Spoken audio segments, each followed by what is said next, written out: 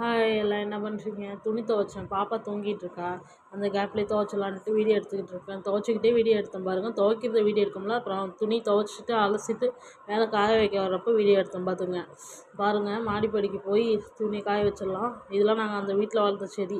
அப்படியே மாடிப்படியில் ஸ்டெப்பில் வச்சுருக்கோம். அழகாக இருக்குது. இப்போ கிளைமேட் இந்த கோயம்புத்தூர் லொக்கேஷனில் கிளைமேட் நல்லா இருக்குது. வெயில் இருந்தாலும் ஒரு நாளில் இருக்குது, மழை பெஞ்சாலும் நல்லா தான் இருக்குது. அப்புறம் மேலே வந்தோம் பாருங்கள், எவ்வளோ காற்றடிக்குது, செம காற்றடிக்குது. இருட்டாக தெரியுது. நான் வீடியோ எடுக்கிறேன், எனக்கு கண்ணே தெரியல, அந்தளவுக்கு இருந்துச்சு வீடியோ. வெயில் பவரே தெரியல சுத்தமாக. வீடியோ லைட் வெளிச்சமே தெரியல. அங்கே பாருங்கள் எவ்வளோ துணி இருக்குன்ட்டு. இவ்வளோ வரை டெய்லியுமே நான் துணி துவைச்சிட்ருக்கேன். வாரம் வாரம் சேர்த்து வச்சா நம்ம குழந்த துவைச்சிருக்கோம் இல்லைங்களா, இன்ஃபெக்ஷன் ஆகும். குழந்த துணி வேறு இருக்குது. அதனால் டெய்லி ரெகுலராக துவைச்சி போட்டுறது. இருங்க, நான் காய வச்சுட்டேன். காய வச்சதுக்கப்புறம் உங்களுக்கு காட்டிக்கிட்டு இருக்கேன். காய வைக்கிறப்போ வீடியோ எடுக்க முடியல. அப்புறம் நல்ல தண்ணி வந்துச்சு. வீட்டுக்கு தண்ணி மொண்டுட்டு தண்ணி ஒரு 4 குடம் மொண்டேன். அப்புறம் ட்ரம்மில் ஊற்றி வச்சுட்டு அப்புறம் மேலே கீழே தொட்டிக்கு போயிட்டு இருந்துச்சு தண்ணி. அப்புறம் மேலே கொஞ்சம் போட்டு ஃபுல் பண்ணி வச்சுருக்கேன். கொஞ்சம் தான் போட்டேன், அதிகமாக போடல. அப்புறம் பாப்பா துணிலாம் காய வச்சாச்சு. அப்புறம் வாங்க கீழே போகலாம். பாப்பா தூங்கிட்டு இருக்கா. அந்த கேப்லேயே ஓடியாந்தேன். அதை வச்சுக்கிட்டு எந்த வேலையும் பார்க்க முடியல. இப்போ ரொம்ப மண்டி போடுறதுனால அங்கேயும் இங்கேயும் போயிட்டுருக்கா. வெயிலை பாருங்கள், காற்று எப்படி சூறாவளி காற்று மாதிரி அடிக்குது பாருங்கள். இந்த ஸ்டெப்பில் நடந்து வந்துட்டுருக்கேன், என்னையே இழுத்து போட்டுரும் இருக்குது. அந்த அளவுக்கு இருக்குது காற்று. பாப்பா தூங்கிட்டு இருக்கா. அவளை தனியாக விட்டுட்டு வரவும் பயமாக இருக்குது. தனியாக விட்டு வந்தாக்கா மண்டி போட்டு எழுந்துருவாளோ. லைட்டாக சவுண்டு கேட்டால் கூட எழுந்துடுறா. இது வந்து பார்த்திங்கன்னா குப்பை கொட்டலான்னு வச்சுருந்தேன். குப்பையில் சாதத்தை வேஸ்ட்டு இவ்வளோகான்னு நேற்று சமைச்சது. வீட்டுக்காரர் இருக்காங்கன்னு பார்த்தாக்கா நான் சாப்பிடுவாங்க அப்படின்னு சமைச்சேன். கடைசியாக சாப்பிடவே இல்லை. அவங்க கொஞ்சமாக தான் சாப்பிட்டாங்க. அந்த சாப்பாடு நைட்டு மீந்துருச்சு. நைட்டில் காலையில் சாப்பாடு, மதியமாக சாப்பாடு, நைட்டு சாப்பாடுமான்ட்டு அதை கொட்டிடலாம் அப்படின்னு காலையில் எழுந்து போய் பழைய சாப்பிட்லான்னு பார்க்குறேன். அது பழைய வீணாக போயிடுச்சு. அதை குப்பை வண்டி வந்தால் போடலான்னு வச்சுருக்கேன். குப்பை வண்டியே வரல இன்றைக்கி. ஒரு நாள் குப்பை வண்டி வருது, ஒரு நாள் வர மாட்டேங்குது. டேங்க்லாம் ஃபில் பண்ணிடு தண்ணி மொண்டு. தண்ணி பாப்பாவுக்கும் நல்ல தண்ணி வந்து நல்ல தண்ணியில் தான் குளிக்க வைக்கிறோம். உப்பு தண்ணி கலந்து போட்டோம்னா பாப்பாவுக்கு வந்து சளி பிடிக்கும். ஏற்கனவே சளி பிடிச்சிருக்கு. அதனால் என்ன பண்ணிவிட்டேன், நல்ல தண்ணிலாம் போட்டு மொண்டு வச்சிடுறது. அப்புறம் பாப்பா தூங்கிட்டு இருக்கா பாருங்கள், எப்படி தூங்கிட்டு இருக்காள். ஃபுல்லாக டயர்டு. 2 நாளாக அவங்க அப்பா லீவுனாவே தூங்க மாட்டாள், சாப்பிட மாட்டாள். அவங்க அப்பா இருந்தாவே அவளுக்கு வேலை புரியாது பாருங்கள். துணி வேறு 2 நாளாக துவைச்சி போட்டுது, அப்படியே காஞ்சுது. எடுத்துகிட்டு வந்து பெட்டில் போட்டேன். மடிக்கலாம் மடிக்க டைமே கிடைக்கல. உடம்பு நமக்கும் முடியல. எனக்கும் சளி பிடிச்சிருச்சு, பாப்பாவுக்கும் சளி பிடிச்சிச்சு, அவங்க அப்பாவுக்கும் சளி பிடிச்ச மாதிரி இருக்குன்னாங்க. என்ன பண்ணுறது, அவங்கள வச்சுக்கிட்டு நம்ம வீட்டு வேலையும் பார்த்துக்கணும், நம்ம வேலையும் பார்த்துக்கணும். அதனால் ஒவ்வொரு வேலையாக ஒவ்வொன்றா செஞ்சுக்கலாம். குழந்தைக்கு தானே ஃபஸ்ட்டு இம்பார்ட்டன்ட் கொடுக்கணும் நம்ம. அதனால் குழந்தைக்கு மாத்திரை மருந்து எல்லாம் கொடுத்து இப்போ நல்லபடியாக இருக்கா. கொஞ்சம் சளி க்யூர் ஆகிருக்கு. அப்படியே திடீர்னு துணியை மடிச்சிடலாம் அப்படிங்கிறதுனால நான் துணியை மடிச்சிட்ருக்கேன். அவங்க அப்பா சாப்பாடு வரேன்னு சொல்லியிருக்காங்க மதியம். அதனால் இப்போ என்ன சமைக்கிறோன்னு கேட்டேன்னா, அவங்க வந்து தக்காளி சாதம், வெண்டைக்காய் பொரியல் பண்ணிகிட்டே வந்துடுறேன்னாங்க. திடீர்னு ரேஷன் அரிசி போட்டு சாப்பாடு செஞ்சு வச்சுருக்கேன். அப்புறம் ரேஷன் அரிசி யார் யாருக்கெல்லாம் ரொம்ப பிடிக்கும் சொல்லுங்கள். எனக்கெல்லாம் ரொம்ப ரேஷன் அரிசினால் லைக் பண்ணி சாப்பிடுவேன். கடை அரிசி கூட அந்தளவுக்கு வயிறுக்கு திருப்தி ஆகாது. ரேஷன் அரிசினால் நல்லா சாப்பிட்ருவேன். இப்போ நான் ஒரு பொதுவாக ஒரு பழமொழி சொல்லட்டுங்களா? இந்த காலத்தில் யாரையும் நம்பி வாழாதீங்க. யாரையும் டிபெண்ட் பண்ணி நம்ம இருக்கக்கூடாது. யாராக இருந்தாலும், அம்மாவாக இருந்தாலும், அப்பாவாக இருந்தாலும், யாராக இருந்தாலும் யாரையும் நம்பி இருக்கக்கூடாது. காலம் அப்படியாப்பட்ட காலம்.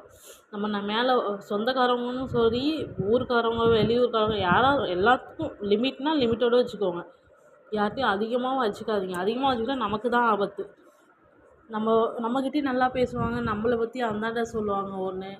அப்புறம் நம்மக்கிட்டேயே வந்து நல்லா பேசிக்கிட்டே என்ன சொல்லுவாங்க, நம்ம மேலே வர்றது பிடிக்காம பொறாமையில் பேசுவாங்க. இந்த காலத்தில் யாரையும் நம்பி இருக்காதீங்க.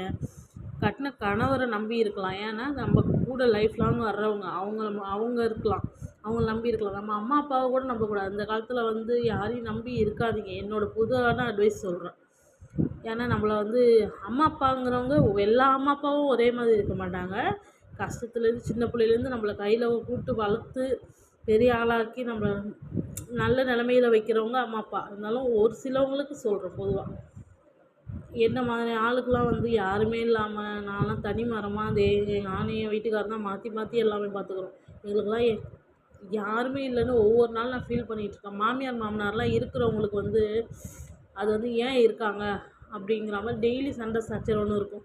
எனக்கெல்லாம் மாமியார் மாமனார் இல்லாமல் நான் ரொம்ப கஷ்டப்படுறேன். ஒவ்வொரு நாளும் ஃபீல் பண்ணுவேன், நமக்குன்னு யாரும் இல்லையே, நம்ம தனி மரமாக இருக்கோமே அப்படின்ட்டு. அதனால் நான் என்ன சொல்ல வரேன்னா, யாரையும் நம்பி இருக்காதீங்க. இந்த காலத்தில் கணவர், புருஷன், பொண்டாட்டி அப்படி இருந்துக்கோங்க. கணவர், குழந்தை அப்படி இருந்துக்கோங்க. அப்புறம் இன்றைக்கி என்ன சாப்பாடுன்னு பார்த்தீங்கன்னா, பாப்பாவுக்கு வந்து பம்ப்கின் போட்டு சாப்பாடு செஞ்சு கொடுத்தேன். டாக்டர் வந்து பாப்பா வந்து வெயிட் கெயின் ஆக மாட்டான்னு சொல்லி கேட்டேன். அதனால் பரங்கிக்காய் இருக்குது இல்லைங்களா, இங்கே பூசணிக்காய்ங்கிறாங்க, அங்கே எங்கள் ஊர் சைடில் பரங்கிக்காய். பாப்பாவை சேரில் வச்சுக்கிட்டு அதை ஊட்டிடலான்ட்டு நீ ஃபஸ்ட் டைம் கொடுக்குறேன். நீங்களும் இது மாதிரி கொடுத்து ட்ரை பண்ணி பாருங்கள் எப்படி இருக்குன்ட்டு.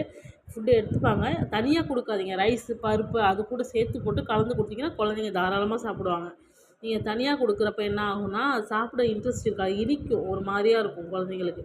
நீங்கள் சாதம், அப்புறம் கொஞ்சமாக பருப்பு, ஒரு பல்லு 2 பல்லு பூண்டு, அப்புறம் அந்த பம்ப்கின் கொஞ்சம் போட்டு நீங்கள் மசிஞ்சு கொடுத்தீங்கன்னா சாப்பிடுவாங்க. எங்கள் பாப்பா ஃபஸ்ட் டைம் கொடுக்குறாங்க இன்றைக்கி. ஒரே தட்டில் தான் தட்டிட்டா. அதுக்கப்புறம் ஒரு 4 வாய் சாப்பிட்டா, அதுக்கப்புறம் தூங்கிட்டா குழந்த. பாருங்கள் எவ்வளோ உட்காந்துக்கிட்டு எப்படி பார்க்குது. என்ன சாப்பாடுனாவே அவர் சாப்பிட மாட்டார். அதுவும் அவங்க அப்பா இருந்தாங்கன்னா சுத்தமாக சாப்பிட மாட்டாங்க. அப்புறம் அவங்க அப்பாவுக்கு என்ன சாப்பாடுனா, ரேஷன் அரிசி போட்டு சாதம் செஞ்சு வச்சுருக்கேன். குக்கரில் தான் வச்சேன்.